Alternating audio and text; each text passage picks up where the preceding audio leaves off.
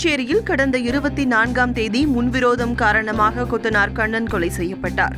இந்த சம்பவம் குறித்து போலீசார் நடத்திய விசாரணையில் முன்விரோதம் காரணமாக இந்த கொலை நடந்திருப்பதும் இதில் 6 பேருக்கு தொடர்பு இருப்பதும் தெரியவந்தது.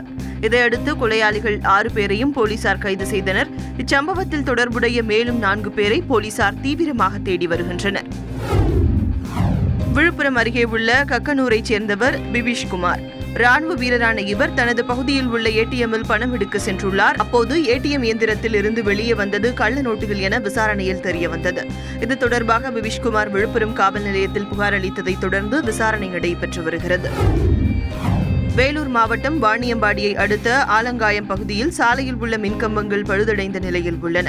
மேலும் மின்கம்பிகள் அறுந்து விழும் நிலையில் உள்ளதால் அப்பகுதி மக்கள் அச்சத்தில் உள்ளனர். எனவே துருப்பிடித்த நிலையில் இருக்கும் மின்கம்பங்களை மாற்றித்தர வேண்டுமென மின்சார வாரியத்திற்கு மக்கள் கோரிக்கை விடுத்துள்ளனர். நெல்லை மாவட்டம் தென்காசியை அடுத்த குற்றாலத்தில் இசக்கி என்ற துப்புரவு தொழிலாளியை சிலர் தாக்கியதாக கூறப்படுகிறது. இது தொடர்பாக உரிய புகார் அளித்தும் எந்த நடவடிக்கையும் எடுக்கப்படவில்லை. எனவே தாக்கியவர்களை உடனடியாக கைது செய்ய கோரி துப்புரவு ஊழியர்கள் வேலைநிறுத்த போராட்டத்தில் ஈடுபட்டனர். உரிய நடவடிக்கை எடுக்கவில்லை என்றால் தொடர் போராட்டம் நடத்த உள்ளதாகவும் அவர்கள் எச்சரித்துள்ளனர்.